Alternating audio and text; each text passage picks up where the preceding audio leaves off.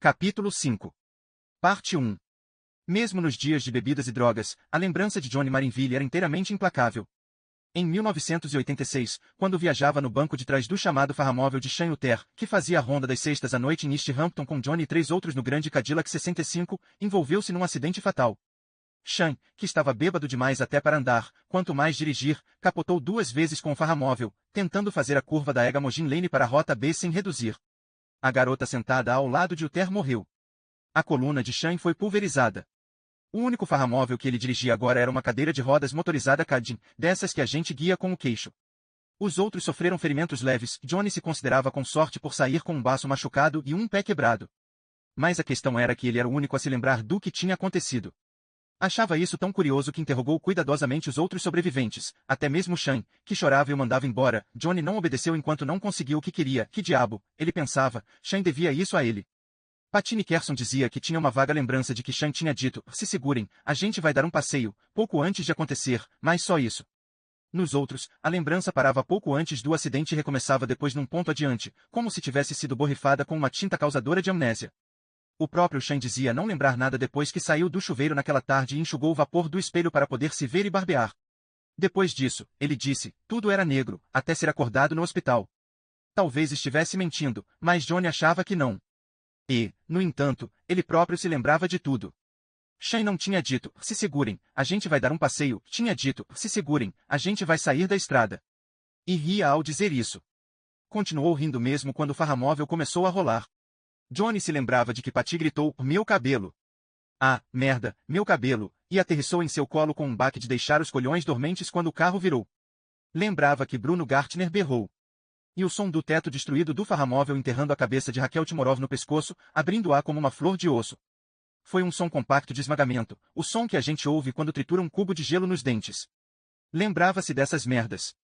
Sabia que isso fazia parte do ofício de escritor, mas não sabia se era natureza ou condicionamento, causa ou efeito. Supunha que não importava. O importante era que se lembrava dessas merdas mesmo quando tudo era confuso como os 30 segundos finais de uma grande mostra de fogos de artifício. Coisas que se sobrepunham pareciam se separar automaticamente e se encaixar em seus lugares no mesmo momento em que aconteciam, como limalha de ferro sob a atração de um ímã. Até a noite em que Sean Uther tinha capotado com seu farramóvel, Johnny jamais desejou que fosse diferente. Jamais desejou que fosse diferente desde então, até agora. Agora, um pouco de tinta esguichada nas velhas células da memória seria simplesmente ótimo. Viu as lascas de madeira saltarem da ombreira da porta da cabine de projeção e caírem no cabelo de Cynthia quando Audrey disparou a pistola. Sentiu uma das balas passar zumbindo por sua orelha direita. Viu Steve, caído sobre um joelho mas aparentemente ileso, defender-se do revólver quando a mulher o lançou contra ele. Ela reganhou o lábio superior, rosnou para Steve como um cão acuado, depois se voltou e tornou a pôr as mãos na garganta do menino. Vá, gritou Johnny para si mesmo. Vá ajudá-lo. Como fez antes, quando atirou no gato. Mas não conseguia. Via tudo, mas não conseguia se mexer. Tudo começou a se sobrepor então, mas sua mente insistia em sequenciar, arrumar, dar a tudo uma forma coerente, como uma narrativa. Viu Steve saltar sobre Audrey, mandando-a parar, agarrando a garganta dela com uma mão e os pulsos com a outra. Nesse mesmo momento, Johnny foi lançado além da garota magrela e dentro do quarto com a força de um dublê de cinema disparado de um canhão. Era Ralph, claro, atingindo por trás e berrando o nome do filho a plenos pulmões. Johnny voou por cima do rebaixamento de 2 degraus, joelhos curvados, convencido de que no mínimo ia sofrer múltiplas fraturas, de que o menino agonizava ou já estava morto, de que a mente de Audrey Wyler tinha desmoronado sob a tensão e ela mergulhou na ilusão de que David Carver era ou o policial ou um agente do policial, e o tempo todo seus olhos continuavam gravando e o cérebro recebendo as imagens e armazenando-as. Viu que as musculosas pernas de Audrey estavam afastadas, o material da saia esticado entre elas. Também viu que ia cair perto dela. Caiu sobre um pé, como um patinador que esqueceu os patins. O joelho cedeu. Ele deixou, lançando-se para frente contra a mulher, agarrando os cabelos dela. Ela virou a cabeça para trás e tentou morder os dedos dele. No mesmo instante, só que a mente dele insistia em que foi no instante seguinte, mesmo agora querendo reduzir aquela loucura a uma coisa coerente, uma narrativa fluir em sequência, Steve arrancou as mãos dela da garganta do menino. Johnny viu as marcas brancas das palmas e dos dedos dela, e depois seu impulso fez passar por ela. Ela não conseguiu mordê-lo, o que era bom, mas ele não conseguiu segurar os cabelos dela, o que era mal. Ela emitiu um grito gutural quando ele bateu na parede. O braço esquerdo dele entrou numa das fendas de projeção na parede até o ombro, e por um terrível momento ele teve certeza de que o resto do corpo iria atrás, sairia, cairia, adeus. Era impossível, o buraco não chegava nem perto de ter tamanho suficiente para isso, mas ele pensou ainda assim. No mesmo momento, a mente mais uma vez insistindo em que era o momento seguinte, a coisa seguinte, a frase seguinte, Ralph Carver berrou, tira as mãos de meu filho, sua puta. Johnny puxou o braço e se virou, se encostando na parede. Viu Steve e Ralph arrancando a mulher a gritar de cima de David. Viu o menino desmoronar contra a parede e escorregar lentamente por ela abaixo, as marcas na garganta se destacando brutalmente.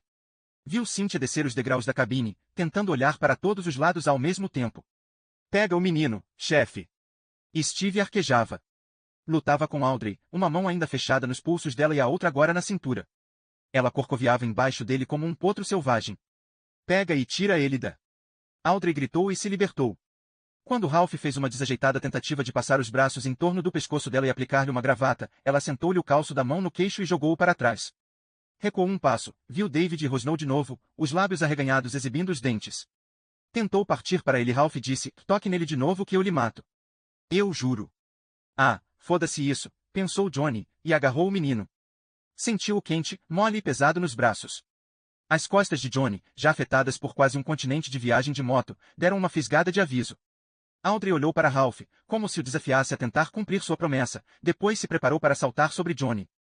Antes que pudesse, Steve já estava em cima dela mais uma vez. Tornou a agarrá-la pela cintura, depois girou sobre os calcanhares, os dois cara a cara. Ela emitia um longo e contínuo miado que fazia doerem as obturações de Johnny. No meio da segunda girada, Steve a soltou. Audrey voou para trás como uma pedra atirada de uma estilingue, os pés tropeçando no piso, ainda miando. Cynthia, que estava atrás dela, ficou de quatro com a rapidez de uma sobrevivente nata de pátio escolar. Audrey chocou-se com ela na altura das canelas e caiu para trás, esparramando-se no retângulo mais claro do segundo projetor. Olhou-os através da massa de cabelos, momentaneamente tonta. Tira ele daqui, chefe. Steve indicava com a mão os degraus que levavam à porta da cabine de projeção. Tem algum problema com ela, está igual aos animais. Como, igual a eles? Pensou Johnny. Porra, ela é um deles. Ouviu o que Steve lhe dizia, mas não partiu para a porta. Mais uma vez, parecia incapaz de se mexer.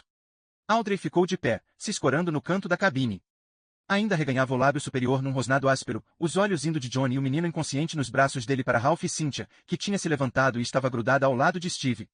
Johnny se lembrou por um breve instante com anseio da escopeta Rossi da Ruger .44. As duas estavam no saguão, encostadas na bilheteria. A bilheteria proporcionava uma boa visão da rua, mas foi mais fácil deixar as armas do lado de fora dela, em vista do espaço limitado. E nem ele nem Ralph haviam pensado em trazê-las ali para cima. Ele agora pensava que uma das mais apavorantes lições que aquele pesadelo tinha a oferecer era como nenhum deles tinha qualquer preparo para sobreviver. No entanto, eles haviam sobrevivido. A maioria, pelo menos. Até então. Taca lá. A mulher falou numa voz ao mesmo tempo assustadora e potente, em nada semelhante à anterior, a voz com que contava histórias. Esta última era baixa e hesitante. Para Johnny, a de agora parecia apenas 1 ou 2 níveis acima do latido de um cachorro. E estaria ela rindo? Ele achava que pelo menos parte dela sim. E aquele escuro estranho, flutuante, logo abaixo da superfície da pele? Estava ele realmente vendo aquilo? Mim. Intou. Cynthia lançou um olhar perplexo a Steve. O que ela está dizendo? Steve balançou a cabeça. Ela olhou para Johnny. É a língua do policial, ele disse. Voltou a memória extraordinária para o momento em que o policial tinha aparentemente lançado um urubu contra ele. Timó. Rosnou para Audrey Wyler. Quem dilate? Não estava muito certo, mas pelo menos deve ter chegado perto. Audrey recuou, e por um momento viu-se uma expressão muito humana de surpresa no rosto dela. Depois tornou a arreganhar o lábio, e reapareceu o sorriso lunático nos olhos. O que você disse a ela? Perguntou Cynthia a Johnny. Não tenho a menor ideia. Chefe, tem de tirar o menino daqui. Já. Johnny deu um passo para trás, pretendendo fazer exatamente isso. Audrey meteu a mão no bolso do vestido e tirou-a fechada em torno de um punhado de coisas. Fixava o olhar nele, só nele agora, Dom Edward Marinville, famoso romancista e extraordinário pensador, com seus rosnantes olhos de fera. Estendeu a mão, virada para cima. Quem tá? Gritou e riu. Quem tá? O que você pega é o que você é. Claro. Quem tá? Cantac, mitou. Tome. Só tá. Quando abriu a mão e mostrou-lhe o que oferecia, o clima emocional dentro da cabeça dele mudou de repente e, no entanto, ainda via e sequenciava tudo, como quando a porra do farramóvel de Shanhuter capotou. tinha continuado gravando tudo então, quando tinha certeza de que ia morrer, e continuava gravando tudo agora, quando se via de repente consumido de ódio pelo menino em seus braços e esmagado pelo desejo de enfiar alguma coisa. A chave da moto serviria perfeitamente na intrusa garganta do rezadorzinho e abri-lo como uma lata de cerveja. Julgou a princípio que havia 3 amuletos curiosos na palma aberta da mão dela, aquelas coisas que as garotas às vezes usavam penduradas nos braceletes. Mas eram grandes demais, pesados demais. Não eram amuletos, mas esculturas de pedra, cada uma com uns 5 centímetros de comprimento. Uma era uma cobra. A segunda, um urubu com uma asa quebrada. Olhos loucos, esbugalhados, fitavam-no debaixo da cabeça calva. A terceira era um rato sobre as pernas traseiras. Todos pareciam esburacados e antigos. Quem tá? Ela gritou. Quem tá? Quem tá? Mate o menino, mate-o já, mate-o. Steve adiantou-se. Com atenção e concentração inteiramente fixas em Johnny, ela só ouviu no último instante. Ele varreu as pedras da mão dela com um tapa e elas foram cair num canto da cabine. Uma, a da cobra, partiu-se em 2. Audrey gritou de horror e aflição. A fúria assassina que tinha se apoderado da mente de Johnny se dissipou, mas não desapareceu inteiramente. Ele sentia os olhos querendo ir para o canto, onde jaziam as esculturas. À espera dele. Só precisava pegá-las. Leva a porra do menino daqui! Berrou Steve. Audrey mergulhou para as esculturas. Steve pegou o braço dela e puxou-a de volta com um safanão. A pele dela escurecia e afrouxava. Johnny achou que o processo que a transformará tentava agora inverter-se e sem muito sucesso. Ela estava, o quê? Encolhendo? Diminuindo? Ele não sabia a palavra certa, mas, leva ele. Tornou a berrar Steve, e bateu no ombro de Johnny. Isso despertou. Começou a se virar, e ali estava Ralph. Ele tirou David dos braços de Johnny quase antes que ele soubesse o que acontecia. Ralph subiu os degraus aos saltos, desajeitado mas forte, e desapareceu da cabine de projeção sem uma única olhada para trás. Audrey viu-o sair. Uivou, era desespero que Johnny ouvia agora naquele uivo, e mergulhou de novo em busca das pedras. Steve a puxou de volta. Ouviu-se um som estranho quando o braço direito de Audrey se soltou do ombro. Steve ficou com ele na mão, como uma coxa de galinha cozida demais.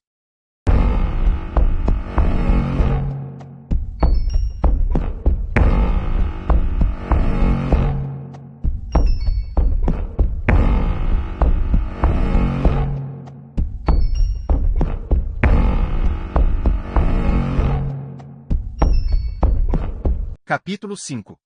Parte 2. Audrey pareceu não tomar conhecimento do que lhe tinha acontecido. Com um braço, o lado esquerdo do vestido agora escurecendo de sangue, foi atrás das esculturas, balbuciando naquela língua estranha. Steve ficou imobilizado, olhando para o que tinha na mão, um braço humano ligeiramente sardento, com um relógio Cássio no pulso. O chefe estava igualmente paralisado. Não fosse por Cynthia, pensou Steve mais tarde, Audrey teria pegado de novo as pedras. Deus sabe o que teria acontecido se o tivesse feito, mesmo quando ela obviamente concentrava o poder das pedras sobre o chefe, Steve sentiu o efeito. Nada houve de sexual dessa vez. Dessa vez era assassinato e nada mais. Antes que Audrey pudesse cair de joelhos no canto e pegar seus brinquedos, Cynthia chutou-os habilmente para longe, e eles foram quicando pela parede das fendas. Audrey tornou a uivar, e dessa vez um jorro de sangue saiu-lhe da boca com um som. Ela virou a cabeça para eles, e Steve cambaleou para trás, erguendo uma mão, como para se proteger da visão dela. O rosto antes bonito de Audrey agora pendia da frente do crânio em pregas suadas. Os olhos fixos pendiam de órbitas que se alargavam. A pele escurecia e rachava. Mas nada disso era o pior veio quando Steve soltou a coisa horrendamente quente que segurava e ela saltou de pé. Eu sinto muito, Vela disse, e naquela voz sufocada e falha Steve ouviu uma mulher real, não a monstruosidade em decomposição. Eu nunca desejei machucar ninguém. Não toquem nos quentais. Façam o que fizerem, não toquem nos quentais. Steve olhou para Cynthia. Ela retribuiu o olhar, e ele pôde ler os pensamentos dela nos olhos arregalados. Eu toquei num 2 vezes. Tive alguma sorte? Muita, pensou Steve. Acho que você teve muita sorte. Acho que nós dois tivemos. Audrey cambaleou para eles, se afastando das pedras cinzentas carcomidas. Steve sentia forte cheiro de sangue e decomposição. Estendeu a mão, mas não conseguiu segurar-lhe o ombro para detê-la, embora ela se dirigisse para os degraus e o corredor, na direção em que Ralph tinha levado o menino. Não pôde se obrigar a fazer isso porque sabia que seus dedos iam afundar. Agora ouvia uns estalos e baques à medida que partes dela começavam a se liquefazer e cair, numa espécie de chuva de carne. Ela subiu os degraus e saiu pela porta. Cynthia ergueu o olhar para Steve por um momento, o rosto franzido e pálido. Ele passou o braço pela cintura dela e seguiu Johnny degraus acima. Audrey chegou até a metade do pequeno mas estreito lanço de escada que levava ao segundo andar e caiu. O som que fez dentro do vestido encharcado de sangue foi medonho, um espadanar, quase. Contudo, ainda vivia. Começou a se arrastar, os cabelos pendurados emaranhados, piedosamente escondendo a maior parte do rosto.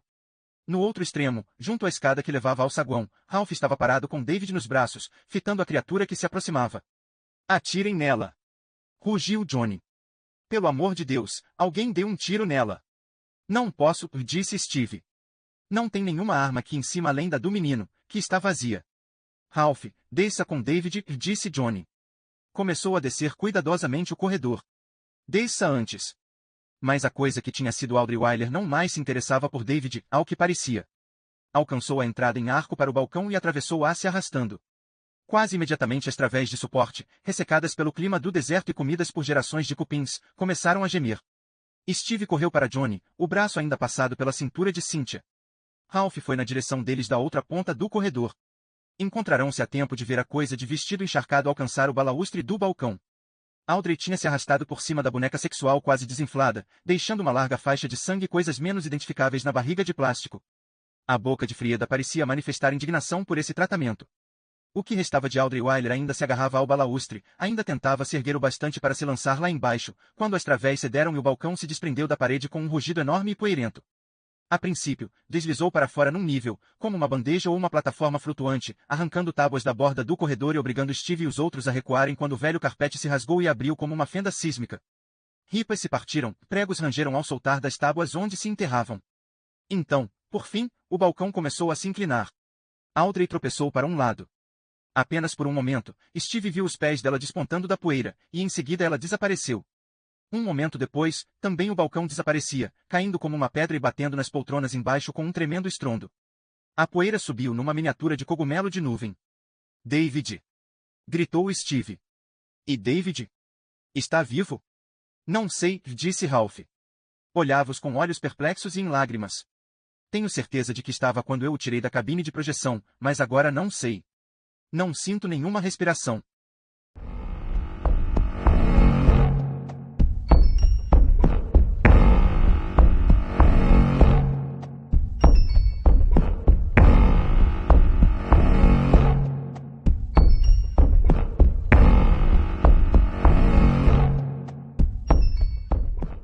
Capítulo 5. Parte 3. Todas as portas para o auditório haviam se aberto com o deslocamento de ar, e a poeira da queda do balcão cobria o saguão com uma névoa.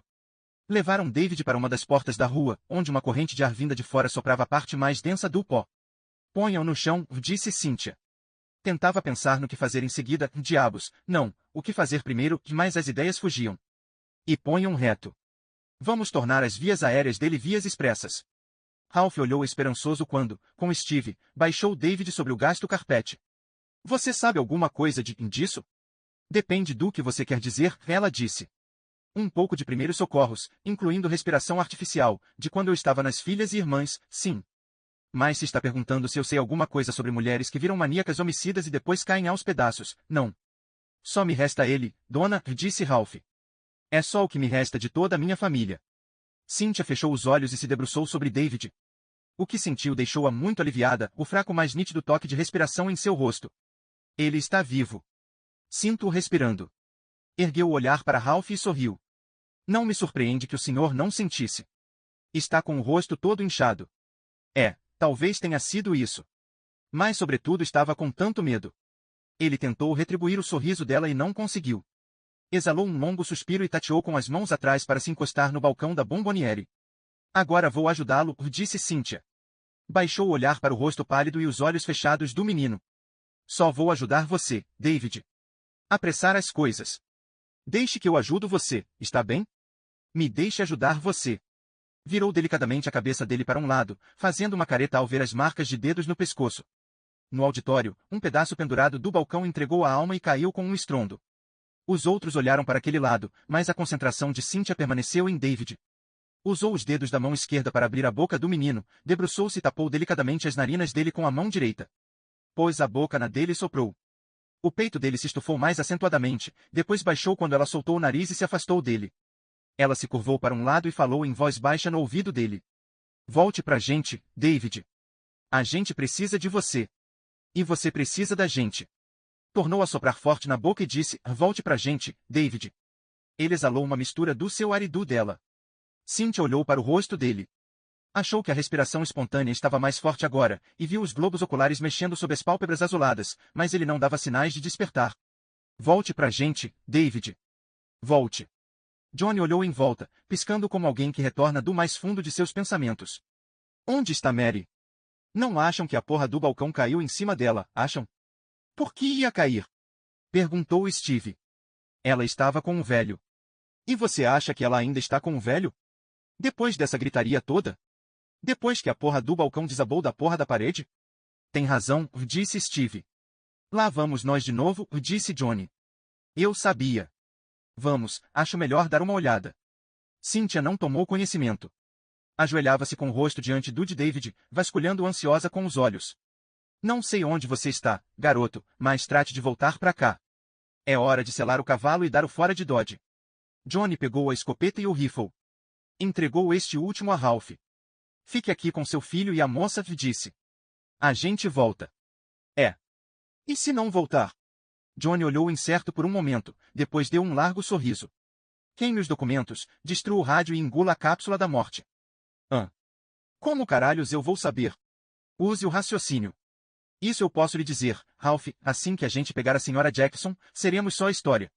Vamos, Steve. Pelo corredor da esquerda, a menos que você tenha vontade de subir o monte balcão. Ralph os viu passar pela porta, depois se virou para Cynthia e seu filho. O que há com David, tem alguma ideia?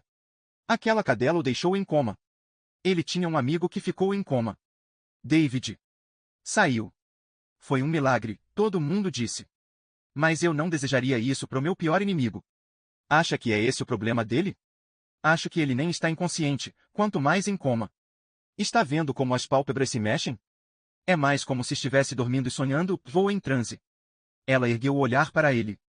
Os olhos dos dois se encontraram por um momento, e então Ralph se ajoelhou junto do filho, defronte dela. Afagou-lhe os cabelos e beijou-o suavemente entre os olhos, onde a pele se enrugava num leve franzido. Volte, David, disse. Por favor, volte. David respirava tranquilamente por entre os lábios cerrados. Por trás das pálpebras machucadas, os olhos se moviam sem parar.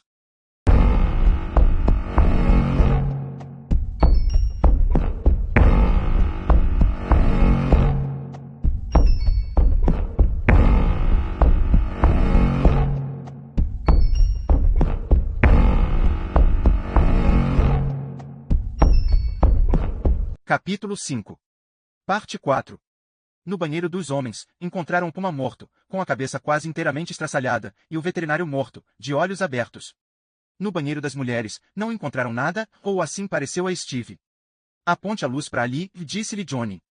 Quando Steve dirigiu a lanterna para a janela, ele disse, não, a janela, não. O chão embaixo. Steve baixou o facho e correu pela meia dúzia de garrafas alinhadas contra a parede pouco à direita da janela. A armadilha do doutor, disse Johnny. Não estão quebradas, mas afastadas direitinho. Interessante. Eu nem tinha notado que elas não estavam mais no parapeito da janela. Foi uma boa observação, chefe. Chegue aqui. Johnny foi até a janela, suspendeu-a, olhou para fora e se afastou para que Steve se juntasse a ele. Mande a mente de volta para nossa chegada a este bucólico palácio de sonhos, Steven. Qual foi a última coisa que você fez antes de entrar inteiramente neste banheiro? Você se lembra? Steve assentiu. Claro. A gente empilhou 2 caixotes para tornar mais fácil entrar pela janela. Eu empurrei-o de cima, porque calculei que se o policial voltasse aqui e os visse empilhados assim, era o mesmo que uma seta apontando. Certo. Mas o que está vendo agora? Steve usou a lanterna, embora na verdade não precisasse, o vento tinha passado quase completamente, e as nuvens de poeira haviam assentado. Havia até mesmo um fiapo de lua. Estão empilhados de novo, disse, e se virou para Johnny com um ar assustado. Ah, merda. Intragian veio quando a gente estava cuidando de David. Veio e levou-a, era o que pretendia concluir, mas viu o chefe balançando a cabeça e parou. Não é o que isto revela. Johnny pegou a lanterna e correu-a de novo pela fila de garrafas. Não estão quebradas, estão arrumadas direitinho de um lado. Quem fez isso? Audrey. Não, ela foi pro outro lado, atrás de David. Billingsley. Não é possível, em vista do jeito que estava antes de morrer. Resta Mary, mas teria ela feito isso pro policial? Eu duvido, disse Steve. Eu também. Acho que se o policial tivesse aparecido aqui, ela viria correndo atrás de nós, gritando feito louca. E por que os caixotes empilhados? Eu tive alguma experiência pessoal com Colin Trajan, ele tem no mínimo 2 metros, provavelmente mais. Não precisaria de um degrau para entrar pela janela. Para mim, esses caixotes empilhados sugerem ou uma pessoa mais baixa, um ardil para atrair Mary a uma posição onde pudesse ser agarrada, ou as duas coisas. Posso estar exagerando nas deduções, creio, mas, então pode haver outros. Outros parecidos com Audrey. Talvez, mas acho que a gente não pode concluir isso do que vemos aqui. Eu simplesmente não creio que ela tivesse tirado essas garrafas para qualquer estranho. Nem mesmo um menininho berrando. Sabe? Acho que ela teria vindo chamar a gente. Steve apontou a lanterna para o peixe de Billingsley nos azulejos, tão alegre e estranho ali no escuro. Não se surpreendeu ao descobrir que já não gostava muito dele. Agora era como uma risada numa casa mal-assombrada, ou um palhaço à meia-noite. Desligou a luz. Em que está pensando, chefe? Não me chame mais assim, Steve. Jamais gostei muito disso desde o começo. Tudo bem. Em que está pensando, Johnny? Johnny olhou em torno para se certificar de que ainda estavam sós. Seu rosto, dominado pelo nariz inchado e torto, parecia ao mesmo tempo cansado e atento. Enquanto ele pegava 3 aspirinas e as engolia a seco, Steve percebeu uma coisa espantosa: Marinville parecia mais jovem. Apesar de tudo porque tinha passado, parecia mais jovem. Johnny engoliu de novo, fazendo uma careta para o gosto das velhas pílulas, e disse à mãe de David. Como? Pode ser. Pense um segundo. Pense. Vai ver como é lindo, de um jeito horrendo. Steve pensou. E viu como aquilo tornava a situação totalmente compreensível. Ele não sabia onde a história de Audrey Wyler se afastava da verdade, mas sabia que em algum ponto ela tinha sido transformada pelas pedras que chamava de quentais. Transformada? Atacada por uma espécie de raiva horrível, degenerativa. O que aconteceu com ela também podia ter acontecido com ela em Carver. Steve se viu de repente esperando que Mary Jackson estivesse morta. Era terrível, mas num caso daqueles a morte talvez fosse melhor, não era? Melhor do que ficar sob o feitiço dos quentais. Melhor do que aparentemente acontecia quando os quentais eram retirados. O que a gente faz agora? Perguntou. Sai desta cidade. Por qualquer meio possível. Tudo bem. Se David ainda estiver inconsciente, a gente o carrega. Vamos lá. Voltaram para o saguão.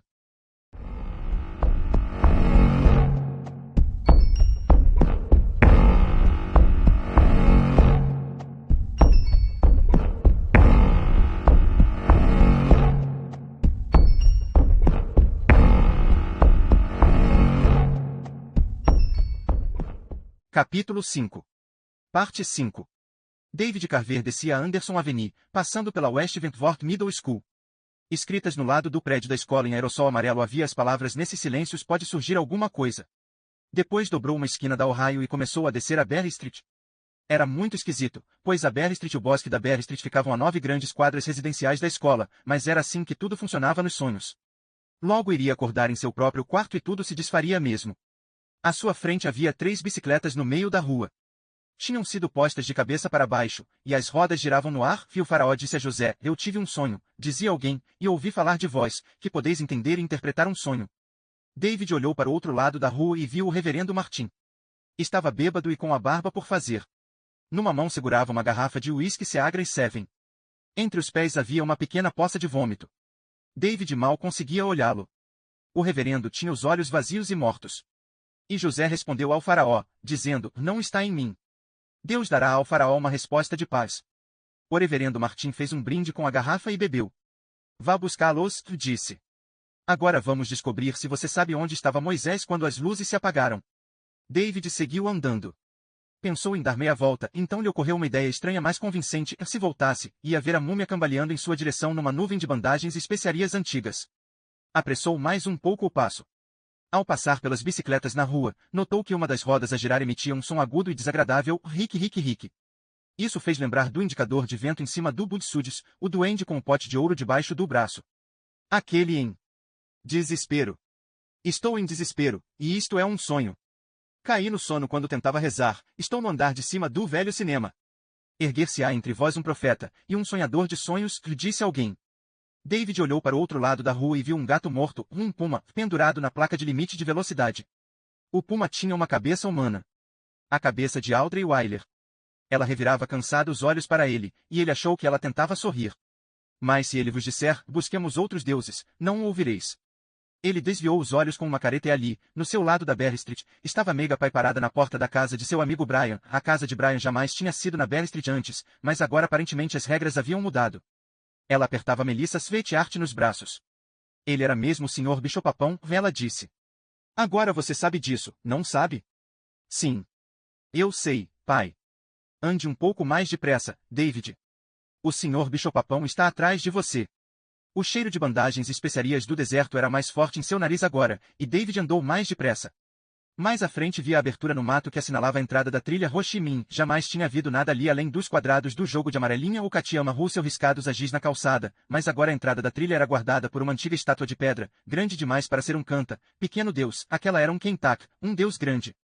Era um chacal de cabeça inclinada, a boca aberta, rosnando, e grandes olhos esbugalhados de desenho animado, cheios de fúria. Uma das orelhas tinha sido quebrada ou estava desgastada. A língua na boca não era língua de jeito nenhum, mas uma cabeça humana, a cabeça de Collie Intragian, com chapéu e tudo. Cuidado comigo e saia desta trilha, disse o policial na boca do chacal quando David se aproximou. Mitou, quem de Lache, tenha medo das coisas informes. Existem outros deuses além do seu. Quem tá? Você sabe que eu falo a verdade. Sim, mas meu Deus é forte, disse David, numa voz de quem apenas conversa. Enfiou a mão na boca do chacal e pegou a língua psicótica. Ouviu Intragian gritar e sentiu um grito que vibrou contra sua palma como uma campainha de brinquedo. Um momento depois, toda a cabeça do chacal voou numa silenciosa explosão de fragmentos de luz. O que restou foi um casco de pedra sem cabeça. Ele tomou a trilha, sabendo que via plantas que jamais tinha visto em parte alguma de Ohio, cactos finos e cactos grossos, galtérias, cardo russo, as que formavam as bolas de capim seco levadas pelo vento. Do mato ao lado da trilha saiu sua mãe. Tinha o rosto escuro e enrugado, um velho saco de massa. Olhos caídos. A visão dela nesse estado encheu de dor e horror. Sim, seu Deus é forte, disse a mãe, isso não se discute. Mas veja o que fez comigo. Isso é força que se admire? É um Deus que vale a pena ter? Estendeu as mãos para ele, exibindo as palmas apodrecidas. Não foi Deus quem fez isso, disse David, e começou a chorar. Foi o policial. Mas Deus deixou que acontecesse, ela respondeu, e um dos olhos caiu da cabeça. O mesmo Deus que deixou Intragian empurrar Kirsten pela escada abaixo e depois pendurar o corpo dela num cabide para vocês verem. Que Deus é esse? Ponha ele de lado e aceite o meu. O meu pelo menos é honesto quanto à sua crueldade. Mas toda aquela conversa, não apenas o pedido, mas o tom altivo e ameaçador, era tão estranha a lembrança que David tinha de sua mãe que ele tornou a seguir em frente. Tinha de tornar a seguir em frente. A múmia vinha atrás dele, e era lenta, sim, mas ele calculava que essa era uma das formas de ela alcançar suas vítimas, usando a antiga mágica egípcia para pôr obstáculos no caminho delas. Fique longe de mim! Gritou a coisa-mãe apodrecida. Fique longe de mim, senão eu transformo você em pedra na boca de um deus. Você será quem tá num Kentak. Não pode fazer isso, disse David, paciente, e você não é minha mãe. Minha mãe está com minha irmã, no céu, junto a Deus. Que piada! Gritou indignada a coisa podre. A voz era um gargarejo agora, como a do policial. A coisa cuspia sangue e dentes enquanto falava. O céu é uma piada, uma daquelas coisas que o seu reverendo Martin cuspia em palavras durante horas se a gente lhe pagasse uísque e cerveja. Não é mais real que os peixes e cavalos de Billingsley. Não vai me dizer que engoliu isso, vai? Um menino esperto como você? Engoliu. Oh, Davey. Eu não sei se rio ou se choro. O que fez foi sorrir furiosamente. Não tem céu, não tem vida após a morte, não pra gente como a gente. Só os deuses, quem tais, quem? De repente ele percebeu para que era aquele confuso sermão, segurá-lo ali. Segurá-lo ali para que a múmia o alcançasse e estrangulasse até a morte. Deu um passo à frente, pegou a cabeça furiosa e espremeu-a entre as mãos. Surpreendeu-se por rir enquanto fazia isso, porque parecia muito com as coisas que os pregadores loucos da TV a cabo faziam, pegavam as vítimas por baixo da cabeça e gritavam coisas do tipo doença, vá embora. Tumores, vão embora. Reumatismo, vá embora. Em nome de Jesus. Houve outra daquelas explosões silenciosas, e desta vez nem o corpo restou, ele estava sozinho na trilha de novo. Seguiu em frente, o sofrimento corroendo o coração e a mente, pensando no que a coisa-mãe tinha dito, não tem céu, não tem vida após a morte, não pra gente como a gente. Podia ou não ser verdade, ele não tinha como saber. Mas a coisa também tinha dito que Deus deixou sua mãe e sua irmã serem assassinadas, e isso era verdade. Não era? Bem, talvez. Como esperar que um menino saiba dessas coisas? À frente via-se a árvore com o posto de observação Vietcong em cima. No pé da árvore, havia um pedaço de papel vermelho e prateado, rumo à embalagem de chocolate. David se inclinou, pegou-a e enfiou na boca, sugando as manchas de doce chocolate da parte interna com os olhos fechados. Tomai e comei, ouviu o reverendo Martin dizendo, era uma lembrança, não uma voz, o que foi mais ou menos um alívio. Este é meu corpo, partido para ti para muitos. Abriu os olhos, temendo apesar disso ver retornar a cara bêbada e os olhos mortos do reverendo, mas ele não estava ali. David cuspiu a embalagem e subiu no posto de observação Vietcong com o doce gosto de chocolate na boca. Subiu ao som de rock. Alguém se sentava de pernas cruzadas observando o bosque da Berry Street. A posição era tão semelhante à de Brian, pernas cruzadas, queixo apoiado nas palmas das mãos, que por um momento ele teve certeza de que era seu velho amigo, apenas chegado à idade adulta. Pensou que podia lidar com isso. Não seria mais estranho que a efígie podre de sua mãe ou o puma com a cabeça de Audrey Wyler, e muito menos perturbador. O rapaz tinha um rádio pendurado numa correia no ombro. Não era um Walkman nem um conjunto de som portátil, parecia mais antigo que os dois. Tinha 2 adesivos circulares pregados na bolsa de couro, um com uma cara sorridente amarela, outro com um símbolo da paz. A música vinha de um pequeno alto-falante exterior. O som era mínimo, mas muito legal, percussão forte, um baixo de matar, eu estava me sentindo tão mal. Perguntei ao médico da minha família o que eu tinha, Bri. Ele perguntou, agarrando-se à borda da plataforma e guindando-se para cima. É você. O homem se virou. Era magro, cabelos negros sob um boné de beisebol, usando jeans, uma camiseta cinzenta simples e grandes óculos escuros espelhados, David via o próprio rosto neles. Era a primeira pessoa que via naquele, fosse o que fosse, que não conhecia. Brian não está aqui, David, disse o homem. Quem é você então? Se o cara de óculos escuros espelhados começasse a apodrecer ou a sangrar como em Trajian, David ia deixar aquela árvore depressa, e não importava que a múmia estivesse de tocar em algum lugar no mato embaixo. Este lugar é da gente. Meu e de Bri. Bri não pode estar aqui, disse o homem de cabelos pretos, simpático. Brian está vivo, você entende? Não estou entendendo. Mas receava que sim. O que você disse a Marinville quando ele tentou falar com os coiotes? David levou um instante para lembrar, e isso não foi surpresa, porque o que tinha dito não parecerá sair dele mas através dele. Eu disse para não falar com ele na língua dos mortos. Só que não era eu mesmo que... O homem de óculos escuros descartou isso com a mão. O modo como Marinville tentou falar com os coiotes é mais ou menos o mesmo que estamos usando agora, sim, estou em Candilache. Você entende? Entendo. Nós falamos a língua das coisas informes. A língua dos mortos. David começou a sentir arrepios. Eu estou morto também, então. Não estou. Estou morto também. Não. Errado. Perdeu essa. O homem aumentou o volume do rádio. Eu disse doutor, senhor médico, e sorriu. De Rascaus, disse. Félix Cavalieri no vocal. Legal. É, disse David, e falava sério. Achava que poderia ouvir aquela música o dia todo. Fazia-o lembrar da praia e de belas garotas em biquínis. O homem de boné dos Yankees ficou ouvindo mais um instante, depois desligou o rádio. Ao fazê-lo, David viu uma feia cicatriz na parte de baixo do pulso direito, como se em alguma ocasião ele houvesse tentado se matar. Depois ocorreu-lhe que podia ter feito bem mais do que tentar, não era aquele um lugar de mortos? Conteve um arrepio. O homem tirou o boné dos Yankees, enxugou a nuca com ele, tornou a pô-lo na cabeça e olhou sério para David. Isto aqui é a terra dos mortos, mas você é uma exceção. É especial. Muito. Quem é você? Isso não importa. Só mais um membro do fã-clube do antigo Rascaus e Félix Cavalieri, se quer saber, disse o homem. Olhou em volta, deu um suspiro e fez uma leve careta. Mas vou lhe dizer uma coisa, meu jovem, não me surpreende nem um pouco que a terra dos mortos fique na área residencial de Columbus, Ohio. Tornou a olhar para David, o leve sorriso desaparecendo. Acho que está na hora de a gente falar sério. O tempo urge. Você vai estar com dor na garganta quando acordar, a propósito, e talvez se sinta desorientado a princípio. Estão lhe levando para a traseira do furgão em que Steve Ame chegou à cidade. Estão com uma extrema pressa de deixar o American West, aceite isso como quiser, e não posso dizer que os culpo. Por que está aqui?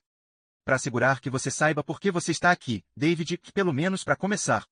Portanto, me diga, por que você está aqui? Eu não sei o que você está... Ah, por favor, disse o homem do rádio. Os óculos espelhados faiscavam ao sol. Se não souber, está enterrado na merda. Por que você está na terra? Por que Deus fez você? David olhou-o consternado.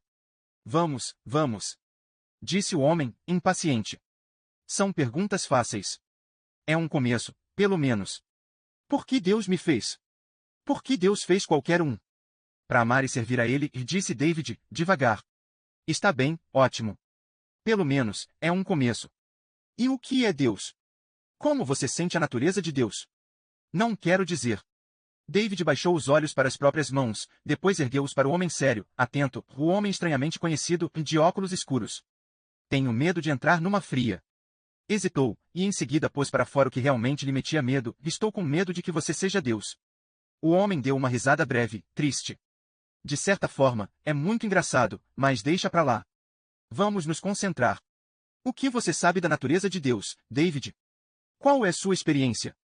Com a maior relutância, David disse, Deus é cruel. Tornou a baixar os olhos para as próprias mãos e contou devagar até 5. Ao acabar, sem ter sido frito por um raio, tornou a erguer o olhar.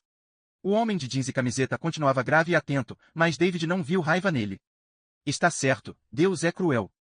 A gente diminui a marcha, a múmia sempre alcança a gente no final, e Deus é cruel. Por que Deus é cruel, David? Por um instante, ele não respondeu, e então se lembrou de uma coisa que o reverendo Martin tinha dito. A TV no canto transmitia um jogo-treino de primavera de beisebol nesse dia. A crueldade de Deus refina, e disse. Nós somos a mina e Deus, o mineiro? Bem, e toda crueldade é boa. Deus é bom e a crueldade também? Não, dificilmente qualquer dessas coisas é boa. Disse David. Por um único segundo de horror ele viu Pai, pendurada no cabide na parede, Pai, que contornava formigas na calçada porque não queria fazer-lhes mal. O que é a crueldade feita por mal? Maldade. Quem é você? Esqueça. Quem é o pai da maldade? O demônio, ou talvez aqueles outros deuses de que minha mãe falou. Esqueça quem tá e quem tá, pelo menos por enquanto.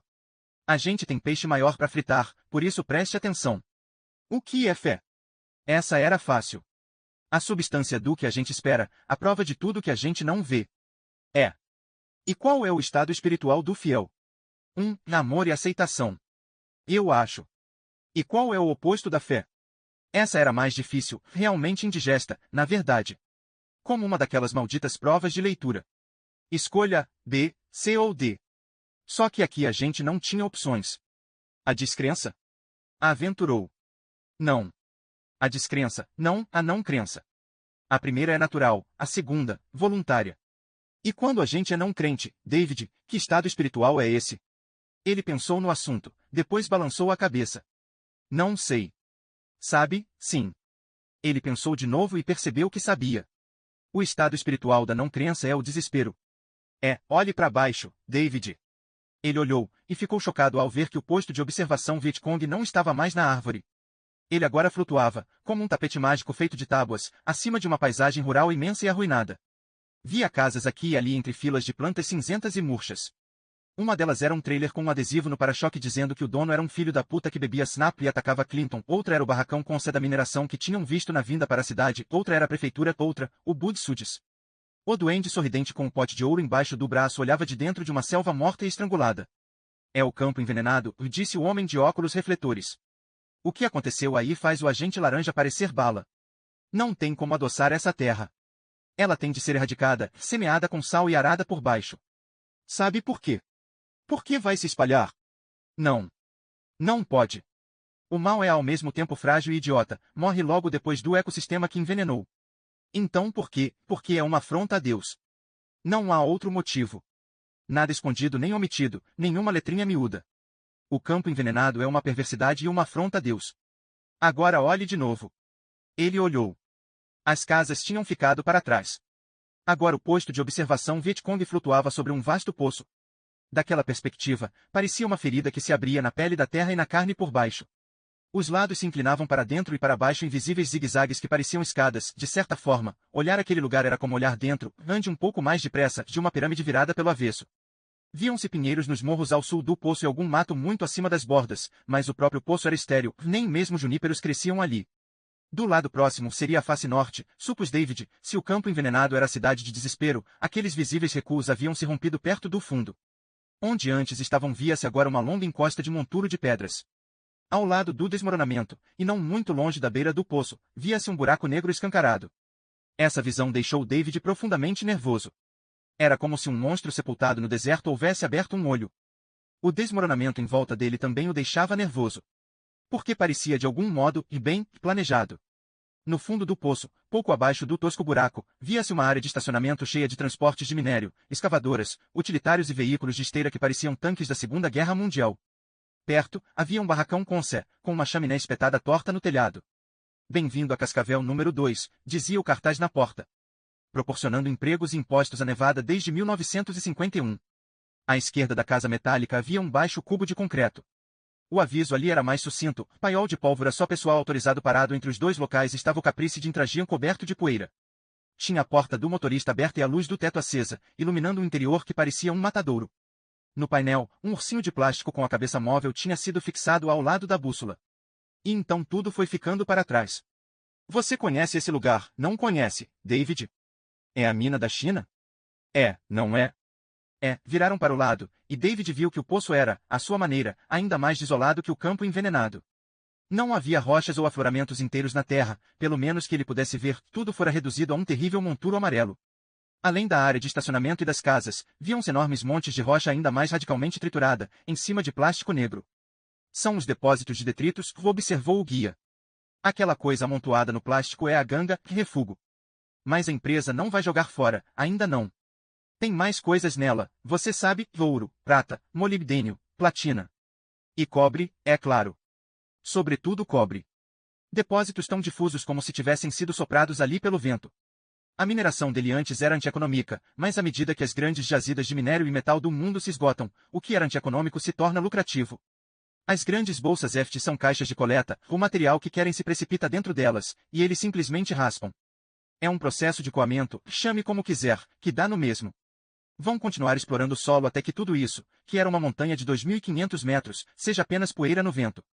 O que são aqueles grandes degraus que descem do lado da mina? Terraços. Servem como estradas em círculo para o equipamento em torno da mina, mas a maior finalidade deles é minimizar os deslizamentos. Não parece ter dado muito certo ali atrás. David apontou com o polegar para as costas. Nem ali em cima. Aproximavam-se de outra área onde o que parecia imensos degraus descendo para o interior da terra fora desfeito por uma torta montanha de rocha desmoronada. É uma encosta caída. O posto de observação Vietcong virou para cima da área do deslizamento. Adiante dela, David via redes de uma coisa negra que a princípio parecia teias de aranha. Ao se aproximarem, ele viu que os fios da teia eram na verdade canos de PVC. Só há pouco tempo eles mudaram de esguichos para emissores. O guia falava mais num tom de quem recita do que de quem fala. David teve um momento de déjà vu, depois compreendeu por que o homem repetia o que Audrey Wyler já tinha dito. Morreram algumas águias. Algumas? Perguntou David, repetindo a pergunta do Sr. Billingsley. Tudo bem, umas 40, ao todo. Não é grande coisa em termos de espécie, águia é o que não falta em Nevada. Vê pelo que eles substituíram os esguichos, David. Os grandes canos são pontos de distribuição por quem tax, digamos assim. Grandes deuses. É. E aquelas cordas ocas, que se estendem entre eles como uma trama, são os emissores. Quem tais? Pingam ácido sulfúrico fraco. O ácido libera o minério, que empesteia o solo. Espere, David. O posto de observação Vietcong se inclinou, também como um tapete voador, e David se agarrou à borda das tábuas para não cair. Não queria cair naquele terrível terreno eventrado onde nada brotava e rios de fluido amarelado corriam para as caixas plásticas de coleta. Mergulharam de novo para o poço e passaram por cima da concha enferrujada com a chaminé, o paiol de pólvora e o ajuntamento de máquinas onde terminava a estrada. No alto da encosta sul, acima do buraco escancarado, via-se uma larga área pontilhada de outros buracos, bem menores. David achou que deviam ser uns 50, no mínimo, e provavelmente mais. De cada um saía um bastão de ponta amarela. Parece a maior colônia de esquilos do mundo. É uma área de explosões, e aqueles são buracos de explosão, disse o novo conhecido. A mineração ativa se dá bem ali. Cada um daqueles buracos tem 1 metro de diâmetro e uns 10 de profundidade. Quando preparam a explosão, enfiam uma banana de dinamite com uma espoleta em cima no fundo de cada buraco. É o detonador. Depois despejam 2 carrinhos de mão de anfo e sigla de amonium nitrate and fuel oil a nitrato de amônia e óleo combustível. Os babacas que explodiram o edifício federal na cidade de Oklahoma usaram a NFO. Geralmente vêm em bolinhas que parecem chumbinho de espingarda de ar comprimido, só que brancas. O homem de boné dos Yankees apontou para o paiol de pólvora. Tem montes de anfo ali dentro. Não tem dinamite, usaram o resto no dia em que tudo isso começou a acontecer, mas tem muito anfo. Eu não entendo por que está me contando tudo isso. Esqueça, só escute. Está vendo os buracos de explosão? Estou. Parecem olhos. Certo, buracos que parecem olhos. São cavados no pórfiro, que é cristalino. Quando o anfo é detonado, despedaça a rocha. O material despedaçado contém o minério. Entendeu? Acho que sim. Esse material é transportado por caminhões para as caixas de coleta, os pontos de distribuição e os emissores, quem tá, são ligados a elas, e começa o processo de deterioração. Voi lá, aí tem você, a decantação de minério em sua melhor forma. Mas veja o que o esquema de explosões revelou, David. Apontava para o buraco grande, e David sentiu uma frieza desagradável e debilitante insinuar-se dentro de si. O buraco parecia olhá-lo lá de baixo com uma espécie de convite idiota. O que é isso? Sussurrou, mas achava que sabia. Cascavel número 1. Também conhecida como Mina da China, Poço do China ou Perfuração do China.